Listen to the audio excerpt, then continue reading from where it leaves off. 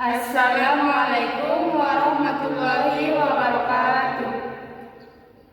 Alhamdulillahirabbil alamin wa bihi nasta'in ala umuri dunya waddin.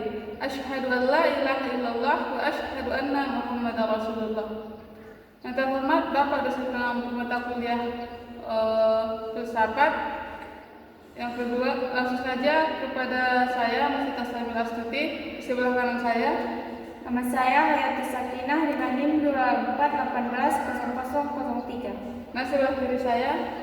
Nama saya Bisain Nasution dengan NIM 24180016. A. Pengertian aksiologi. Pengertian aksiologi berasal dari kata kamunani, aksioma, nilai dan logo teori, yang berarti teori tentang nilai dalam Inggris Raya. Menyatakan aksiologi adalah teori nilai yang berkaitan dengan kegunaan dan pengetahuan yang diperoleh.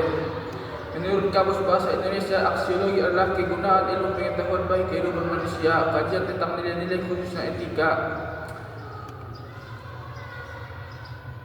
1. Etika.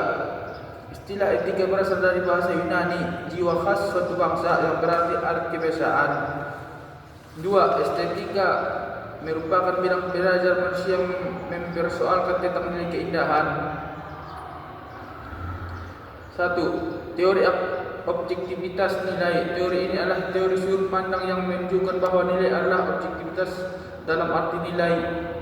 2. Teori subjektivitas nilai, yang pandangan bahwa nilai seperti kebaikan, kebenaran, keindahan tidak ada dalam dunia real objektif, tetapi merupakan perasaan-perasaan. 3.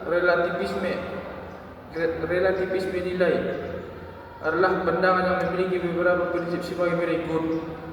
A. Bahwa nilai bersifat relatif karena berhubungan dengan preferensi atau sikap, keinginan, ketidaksukaan, perasaan, serta kecenderungan dan sebagainya.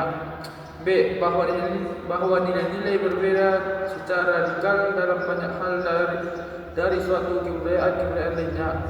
C.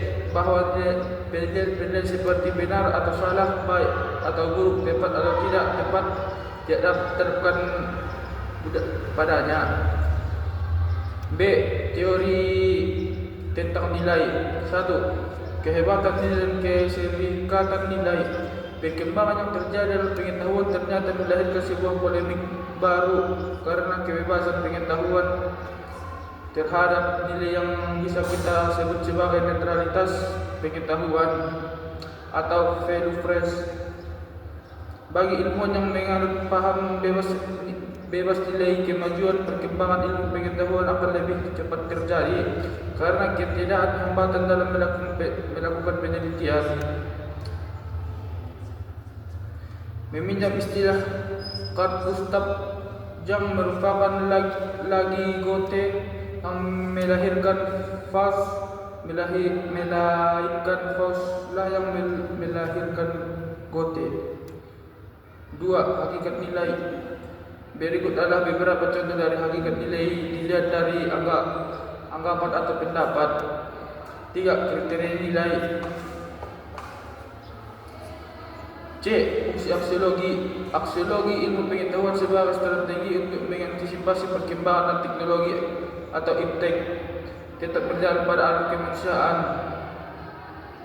1. Menjaga dan memberi arah agar proses keilmuan menemukan kebenaran yang hakiki. 2. Dalam pemilihan objek, penilaian dapat dilakukan secara etis, tidak mengubah kodrat manusia dan tidak merendahkan martabat manusia. 3. Pengembangan ilmu pengetahuan diarahkan untuk dapat meningkatkan taraf hidup yang memperhatikan kodrat dan martabat manusia serta memberikan keseimbangan alam dan pemanfaatan ilmu. Oke, di sini saya akan melanjutkan materi dari saudara Yapi tentang fungsi aksiologi dan hakikat aksiologi.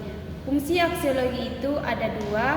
Yang pertama, menjaga dan memberikan arahan agar proses ilmuwan dapat menemukan kebenaran yang hakiki. Yang kedua, dalam pemilihan objek penilaian dilakukan secara etis, tidak merendahkan martabat manusia dan tidak mengubah potret manusia. Dalam hakikat aksiologi itu adalah cara penggunaan atau pemanfaatan pengetahuan ilmiah. Aksiologi juga dapat diartikan sebagai ilmu pengetahuan yang menyelidiki hakikat nilai yang dapat ditinjau dari sudut pandang kefilsafatannya.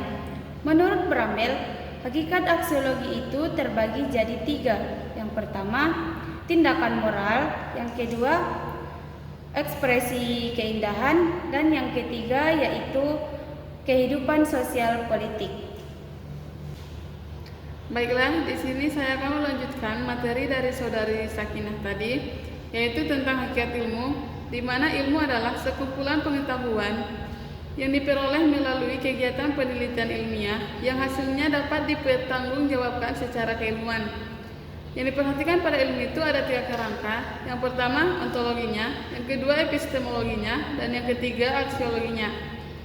Adapun kegunaan ilmu, yang pertama, mencapai nilai kebenaran ilmu. Yang kedua, memahami aneka kejadian. Dan yang ketiga, meramalkan peristiwa yang akan terjadi. Ilmu memiliki 2 tahap. Yang pertama, tahap pengembangan konsep. Dan yang kedua, tahap penerapan konsep. Dalam tahapan ini, ataupun dalam penggabungan kedua tahapan ini, harus dipelajari secara metafisik. Lanjut kepada ilmu dan moral. Sejak saat pertumbuhannya, ilmu sudah berkaitan dengan moral, di mana ilmu itu bisa mempengaruhi moral, begitu juga sebaliknya moral bisa mempengaruhi ilmu. Di mana ilmu dan moral adalah 2 hal yang saling melengkapi dan mempengaruhi satu sama lain. Oke, cukup sekian materi dari kami. Assalamualaikum warahmatullahi